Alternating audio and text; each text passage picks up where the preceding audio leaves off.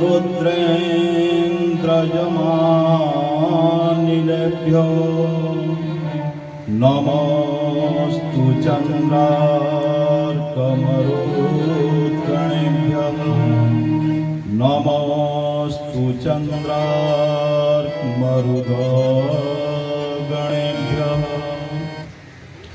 विश्वसर्ग विसर्गादि नवलक्षणलक्षितं श्रीकृष्णाख्य परं धाम जगद्धाम नमामि तत् श्रीशङ्कराचार्यनवावतारम् विद्वत्वरण्यं च जितेन्द्रमुख्यं कलियुगो धर्मयुगप्रवर्तकं वन्दे सदा श्रीहरिहरानन्दं करपात्रिणीं जगद्गुरुम्।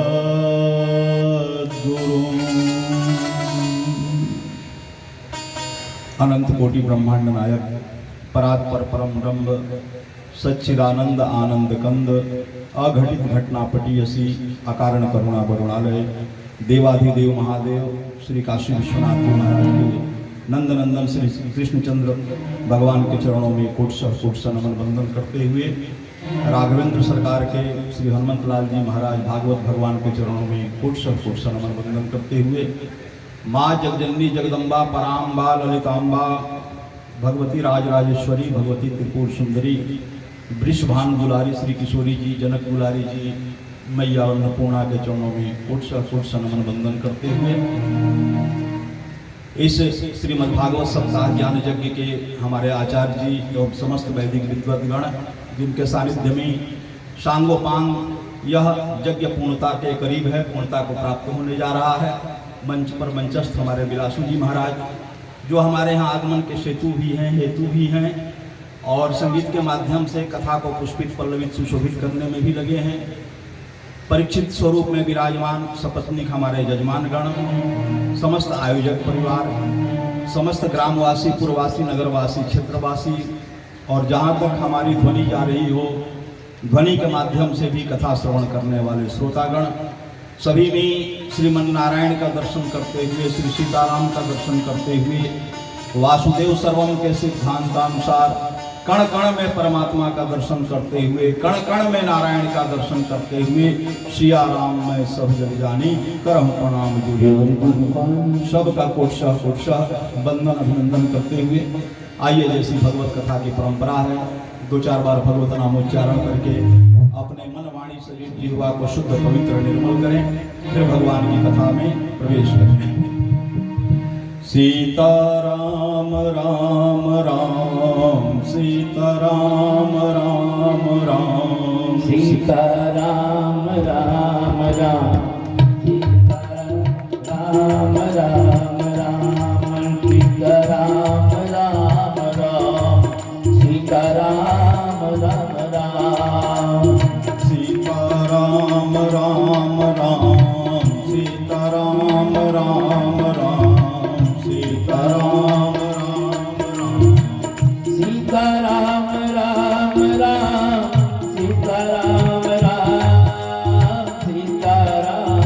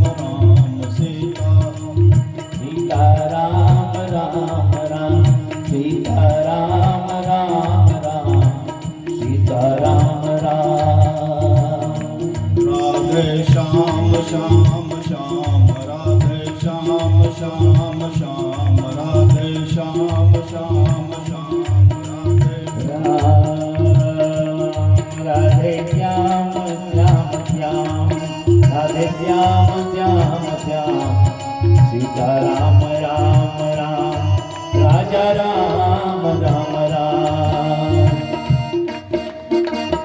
घन श्याम श्याम श्याम घन श्याम श्याम श्याम घन श्याम श्याम घन श्याम श्याम श्याम राजा राम राम राम राजा राम राम राम राजा राम राम राजा राम राम राम राजा राम राम राम सीता राम राम राम सीता राम राम राम सीता राम राम सीताराम राम राम राधे श्याम श्याम श्याम राधे श्याम श्याम श्याम राधे श्याम श्याम श्याम राधे श्याम श्याम श्याम घन श्याम श्याम श्याम घन श्याम श्याम श्याम घन श्याम श्याम श्याम घन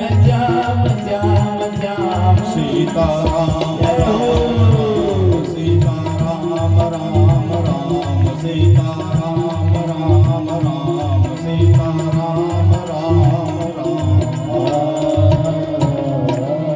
बोलिए बांके बिहारी लाल की बरसाने वाली सरकार की जय हो समस्त धर्मानुरागी सज्जन वृंद माताएं बाल वृंद आज इस ब्रह्म सत्र का अष्टम दिवस 9 दिवसीय क्रम से अष्टम दिवस और सप्ताह क्रम से सप्तम दिवस जय आज परीक्षित मोक्ष का दिवस है लेकिन कथा बहुत पीछे है मंच पर आने से पहले विलासु महाराज लो लाइन नहीं देखो भाई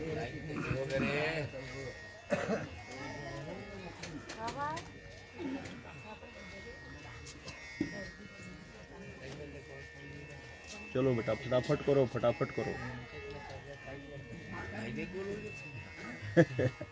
क्या करोगे लिट्टीपुर है बिहार में लिट्टी बहुत प्रसिद्ध है बिहार की लिट्टी कभी खाए हो कि नहीं बिलासु महाराज जी हाँ, आपकी कृपा से बिहार का लिट्टी मिला है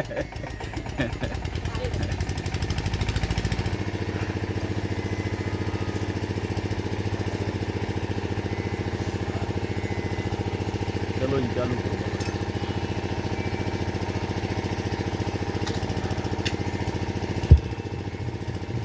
बोलिए बांके बिहारी लाल की जय हो मैं कह रहा था कि मंच आने से पूर्व बिलासु महाराज से चर्चा हो रही थी कि कथा तो बहुत पीछे है और परीक्षित मोक्ष तक पहुंचना है 2 से 2.5 घंटे का समय है अभी रुक्मिणी मंगल पर कथा रुकी हुई है कल रुक्मिणी मंगल की कथा हुई वहां पर कथा रुकी है वहां से उठ करके परीक्षित मोक्ष तक पहुंचना है बड़ा लंबा क्रम है लेकिन आइए शास्त्र तो कहता है समासव व्यासव द्वय लेकिन आज लगता है कि केवल समास का ही आश्रय लेकर के कथा को निकालना पड़ेगा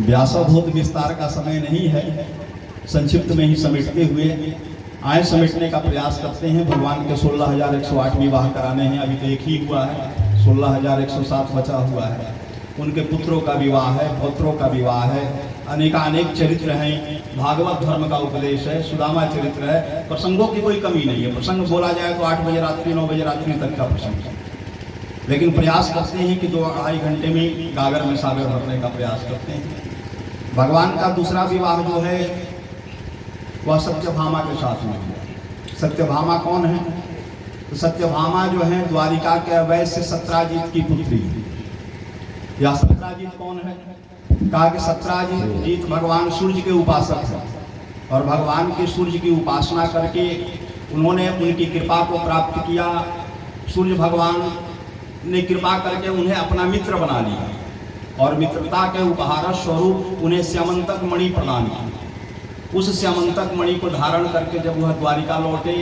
तो दूसरे सूर्य के समान प्रतीत हो रहे सभी द्वारिका वासियों को लगा कि द्वारिका में सूर्य नारायण का आगमन हो गया है सब ने जाकर के भगवान द्वारिकाधीश से कहा भगवान द्वारिकाधीश ने कहा कि अरे भाई सूर्य नारायण का आगमन नहीं हुआ है वह वैश्य सत्राजीत हैं सूर्य भगवान की कृपा से भगवान सूर्य ने उन्हें अपना मित्र बना लिया है और स्यमंतक मणि प्रदान की है। स्यमंतक मणि के प्रभाव से वह दूसरे सूर्य के समान प्रतीत हो रहे हैं। इस स्यमंतक मणि की विशेषता थी कि 12 भार स्वर्ण यह प्रतिदिन प्रदान करते थे। एक भार लगभग 65-66 किलोग्राम के बराबर एक भार होता है, तब 12 भार सोच लो, लगभग 8 क्विंटल स्वर्ण जो है प्रतिदिन यह मणि प्रदान करती थी। कुछ ही दिनों में स्यमंतक की गिनती द्वारिका के धन कुबेरों में होने लगी। एक दिन भगवान ने सत्राजीत को अपने दरबार में बुलाया, कहा कितना धन का क्या करोगे?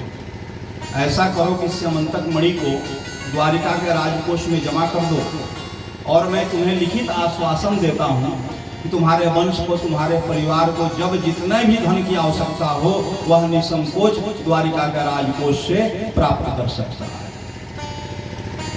सत्राजीत को लगा कि भगवान के मन में मणि के प्रति लोभ उत्पन्न हो गया है, यह हमसे मणि छीनना चाह रहे हैं, हड़पना चाह रहे हैं। सत्राजीत ने यहाँ पर एक उपाय निकाला। जुक्ति निकालते हुए उसने कहा कि प्रभु, मुझे मणि राजकोष में जमा करने में कोई परेशानी नहीं है, लेकिन एक समस्या है कि यह हमारे इष्ट देव का चिन्ह है, इष्ट देव का आशीर्वाद है और मैं इसे उन्हीं का स्वरूप मान करके प्रतिदिन इसका पूजन करता हूँ, सेवा करता हूँ। अगर राजकोष में जमा कर दूंगा तो पूजन सेवा कैसे होगी? भगवान ने कहा कि ठीक है, तुम्हारी इच्छा है, कोई दबाव नहीं है, अगर जमा करना चाहो तो जमा करो, नहीं करना चाहो मत करो। सत्राजीत ने मना कर दिया, बात वहीं खत्म हो गई। इसके कुछ दिनों बाद सत्राजीत का एक छोटा भाई था प्रसेन। प्रसेन इसी मणि को गले में धारण करके, कंठ में धारण करके शिकार खेलने के लिए निकला। सत्राजीत ने देखा भी कि प्रसेन स्यमंतक मणि को पहन करके जा रहा है, लेकिन भातृ प्रेम के कारण उसने उसे रोका नहीं। इतना भाई से प्रेम था कि रोका नहीं। प्रसेन घोड़े पर अश्वारूढ़ होकर के उस मणि को धारण करके वन में शिकार खेलने को गया और शिकार खेलने को गया तो सिंह के हाथों मारा गया। वह वापस लौट करके नहीं आया। देखो, एक ही रत्न किसी के लिए लाभकारी होता है तो किसी के लिए नुकसानदायक हो जाता है। स्यमंतक मणि को भगवान सूर्य ने सत्राजीत को प्रदान किया था तो सत्राजीत के लिए तो यह लाभकारी थी, लेकिन प्रसेन के लिए यह लाभकारी सिद्ध नहीं हुई। प्रसेन के लिए यह मृत्यु रूपी सिद्ध हुई, घातक सिद्ध हुई। सत्राजीत ने शाम तक, रात्रि तक अपने भाई की प्रतीक्षा की। जब प्रसेन नहीं लौटा तो सत्राजीत ने बहुत ढूंढा, लेकिन प्रसेन का कहीं पता नहीं चला। बाद में सत्राजीत ने द्वारिका में 2-4 जगह बैठक में चर्चा कर दी कि हमारा भाई स्यमंतक मणि को लेकर के गया था, गले में धारण करके गया था। द्वारिकाधीश स्यमंतक मणि को मांग रहे थे। लगता है कि उन्होंने ही हमारे भाई का अपहरण करवा लिया या हत्या करवा करके स्यमंतक मणि को प्राप्त कर लिया। कुछ जगहों पर उसने यह बात बोल दी। यह बात फैलते फैलते पट्टमहिषी रुक्मिणी महारानी तक पहुंची। रुक्मिणी महारानी ने रात्रि में ही भगवान द्वारिकाधीश के समक्ष इस बात को रखा कि भगवान, आप पर कलंक लग रहा है, ऐसी ऐसी बात है। भगवान ने सारी बातों को सुना, कहा कि देवी, मुझे नहीं पता कि सत्राजीत का क्या हुआ, स्यमंतक मणि का क्या हुआ, लेकिन अगर मुझ पर कलंक लग रहा है तो मैं इस बात का पता लगाने का प्रयास करूंगा। दूसरे दिन प्रातः काल शिकारी दल के साथ में, खोजी कुत्तों के दल के साथ में भगवान वन की ओर निकलते हैं। उस ओर बढ़ते हैं जिधर प्रसेन गया। बढ़ते बढ़ते गहन वन में जाने के बाद में एक स्थान पर प्रसेन का मृत घोड़ा पाया जाता है। शिकारियों ने घोड़े के शव का अनुमान किया, जांच परीक्षण किया।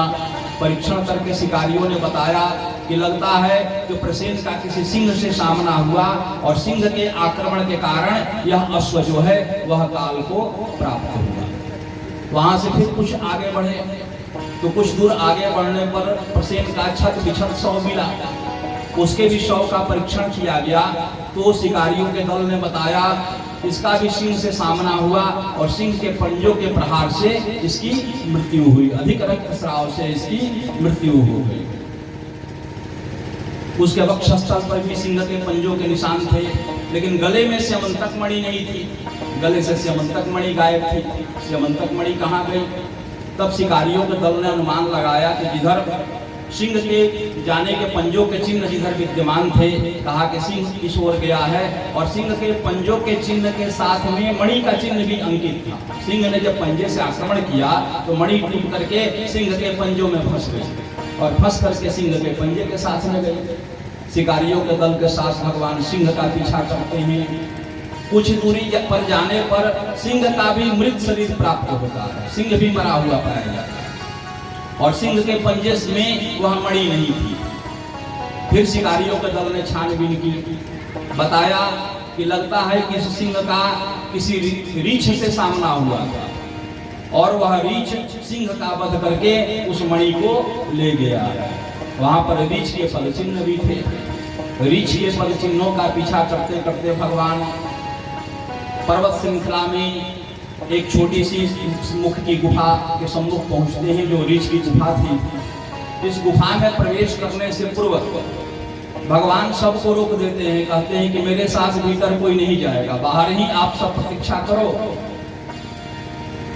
और अगर मुझे लौटने में विलंब हो, मुझे लौटने में अगर देर हो तो आप लोग द्वारिका वापस लौट जाना। भगवान ने सबको यह भी आदेश दिया। तत्पश्चात भगवान उस गुफा में प्रवेश करते ही, बाहर से गुफा अंधकारमय थी, जब भीतर कुछ दूर अंदर प्रवेश करते हैं तो धीरे धीरे प्रकाश का अनुभव होने लगता। कुछ और आगे बढ़ते ही एक बड़ा ही कमरानुमा गुफा में स्थान था।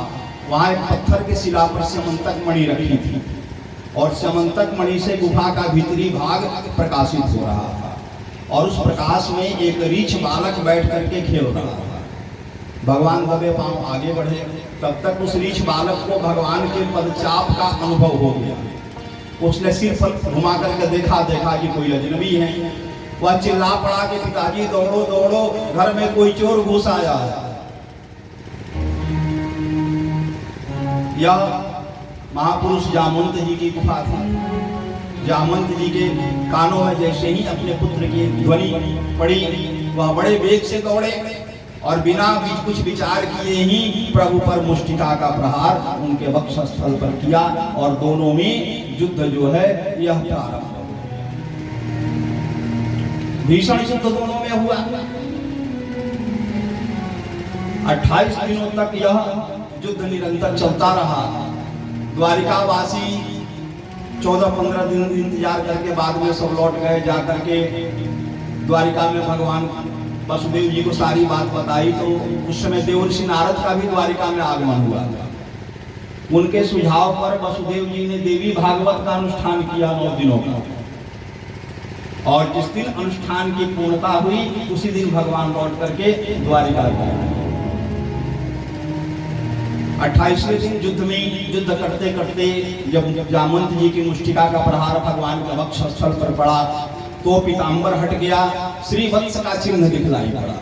श्रीवत्स के चिन्ह का दर्शन करते ही जामवंत जी को ज्ञान हो गया कि ये तो साक्षात नारायण हैं, साक्षात परमात्मा हैं, हमारे आराध्य हैं, इष्ट हैं। फिर से पुनः अवतरण हो गया, आगमन हो गया।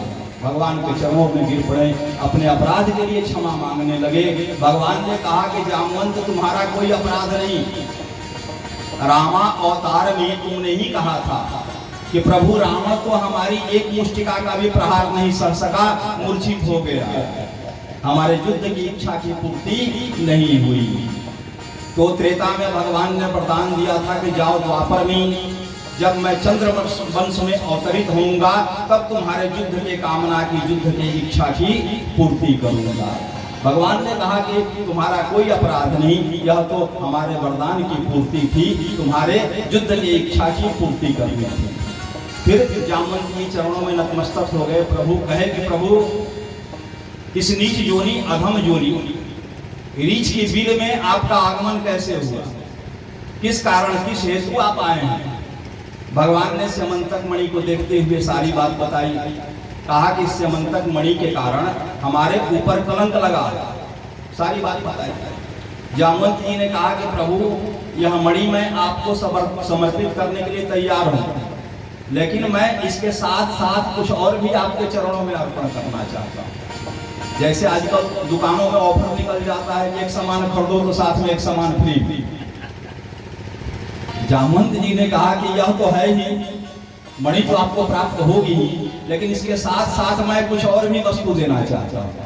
भगवान ने कहा क्या देना चाहते हैं? जामवंत जी ने कहा कि मैं अपनी पुत्री जामवंती को आपके चरणों में अर्पण करना चाहता हूँ। भगवान ने स्वीकार किया। और ऐसा नहीं कि जामवंती कोई ऋच कन्या थी, जामवंती का स्वरूप दिव्य देवांगनाओं सा, अप्सराओं सा दिव्य स्वरूप था। भगवान ने जामवंती को स्वीकार किया। फिर श्यामंतक मणि और जामवंती के साथ भगवान लौट करके 28वें दिन द्वारिका वापस आते हैं। और इस तरह से भगवान का, और इधर आते ही फिर सत्राजीत को बुला करके श्यामंतक मणि सौंप देते हैं। सत्राजीत की बड़ी निंदा होती है, बड़ी बदनामी होती है द्वारिका में। सत्राजीत इस बदनामी से बचने के लिए सोचता है कि सत्यभामा का विवाह अगर भगवान से हो जाए तो मैं इस कलंक से बच जाऊंगा। सत्राजीत ने द्वारिका के महल में विवाह का प्रस्ताव भेजा, भगवान ने स्वीकार किया। और इस तरह से भगवान का दूसरा विवाह सत्यभामा के साथ में हुआ और तीसरा विवाह जामवंती के साथ में हुआ। भगवान का चौथा विवाह, भगवान का चौथा विवाह सूर्यपुत्री कालिंदी के साथ में हुआ। जब इंद्रप्रस्थ का निर्माण हो रहा था, एक दिन अर्जुन के साथ भगवान रथारूढ़ होकर के जमुना जी के किनारे जा रहे थे। एकांत निर्जन स्थान में जमुना जी के मध्य जलधारा में एक देवी खड़ी होकर तपस्या कर रही थी। भगवान ने देखा, अर्जुन से कहा कि जाकर के मालूम करो ऐसे निर्जन स्थान में कौन देवी हैं और किस हेतु, किस कारण से इतनी उग्र, इतनी कठोर तपस्या कर रही हैं। अर्जुन जाते ही देवी का परिचय पूछते हैं। वह बताती है कि मैं सूर्यपुत्री कालिंदी हूँ, भगवान श्री कृष्ण की प्राप्ति के लिए तपस्या कर रहे हैं। अर्जुन ने कहा कि इतने एकांत स्थान में आप तपस्या कर रही हो, आपको किसी का चोर डकैत आदि का डर भय नहीं लगता, लुटेरे हत्यारों का डर भय नहीं लगता? कालिंदी ने कहा कि मुझे किसका भय, जिसके पिता सूर्य हो और जिसका भाई साक्षात यमराज हो। किसकी हिम्मत है उसके पास आने की?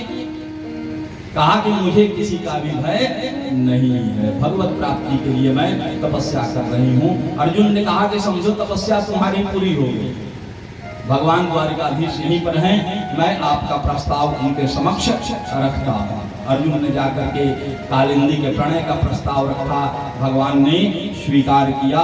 इस तरह से भगवान का चौथा विवाह जो है वह सूर्यपुत्री कालिंदी के साथ में होता है। कार्तिक शुक्ल द्वितीया को जो जमुना जी का आसान, जमुना जी स्नान करता है, जमुना जी दर्शन करता है, वृंदावन धाम का दर्शन करता है, उसे जम त्रास से मुक्ति मिलती है, जम त्रास से मुक्ति मिलती है, जम के पीड़ा से वह मुक्त होता है। इस प्रकार से भगवान के 4 विवाह संपन्न हुए। तत्पश्चात भगवान के यहाँ रुक्मिणी महारानी को पुत्र की प्राप्ति थी। जब प्रद्युम्न का जन्म हुआ तो प्रद्युम्न के जन्म के बाद छठी के दिन, षष्ठी के दिन द्वारिका के भवन की बड़ी गहरी सुरक्षा थी।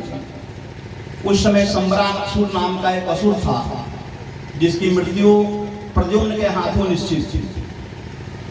वह क्या करता है कि किसी प्रकार से द्वारिका के महल में प्रवेश करता है छल करके, और प्रद्युम्न को द्वारिका के महल से चुरा करके लेकर के भाग जाता है और गहरे जल के समुद्र के जल में प्रद्युम्न को, नवजात शिशु को छोड़ देता है, 6 दिन के बालक को छोड़ देता है।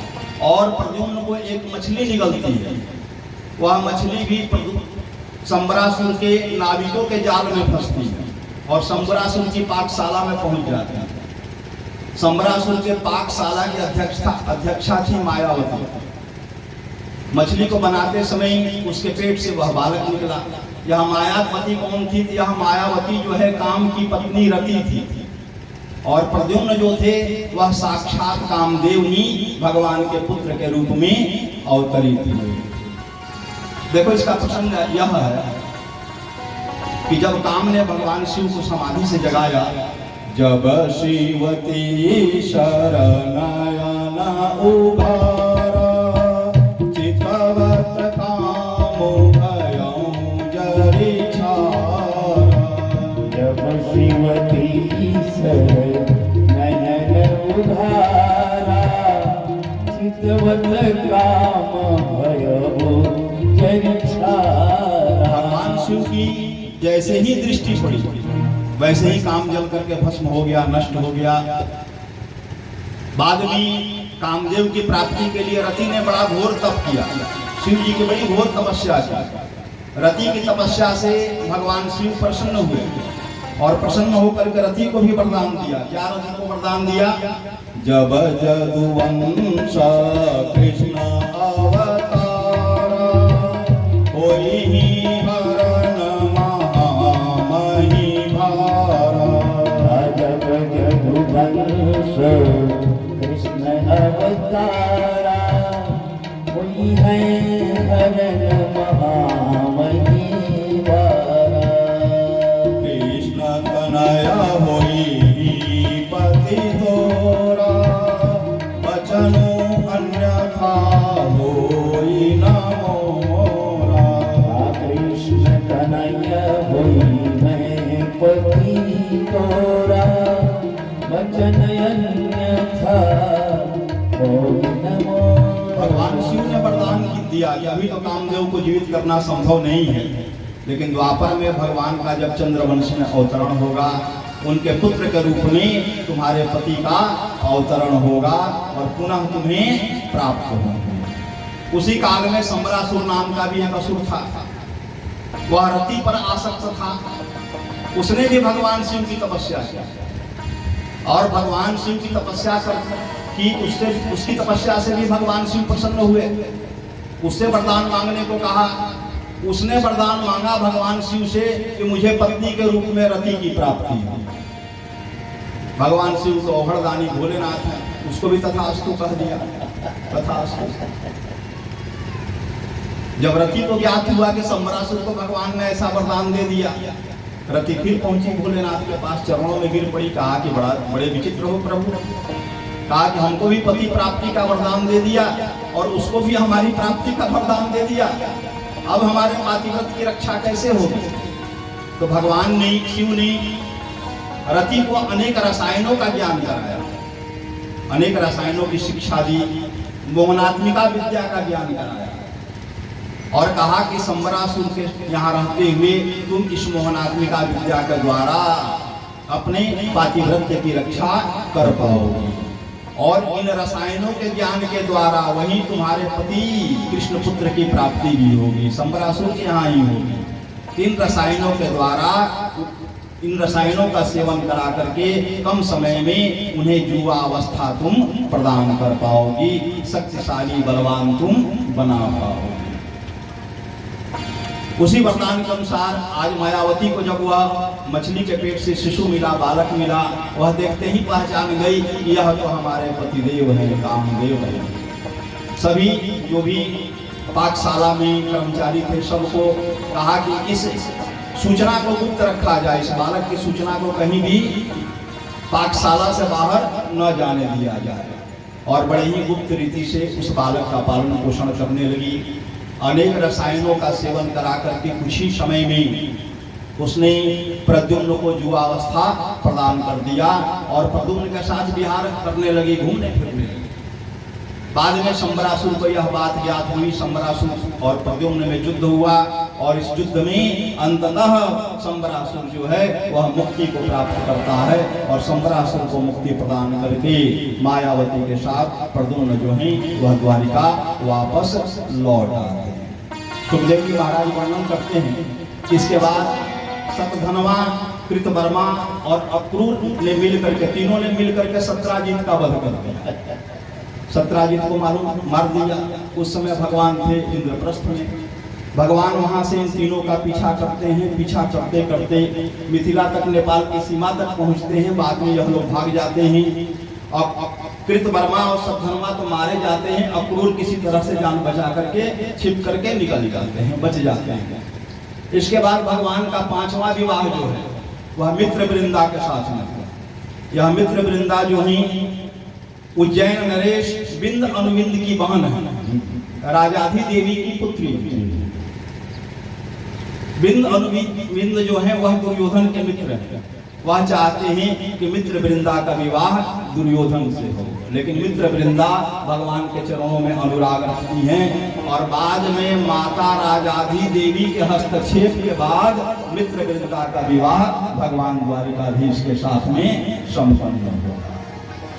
भगवान का 5वां विवाह नागनजीति अथवा सत्या के साथ में हुआ। उनका प्रागट्य इसी छत्तीसगढ़ में था, दक्षिण कौशल प्रदेश। पूर्व समय में इस क्षेत्र का नाम दक्षिण कौशल प्रदेश था। यहाँ के राजा नागनजीत हुआ करते थे। नागनजीत की पुत्री नागनजीति थी।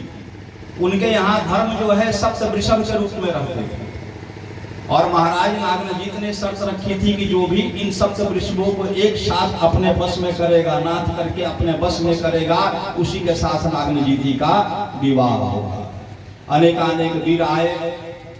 अरे वाह वाह वाह वाह वाह, खूब आशीर्वाद और सब समंगल।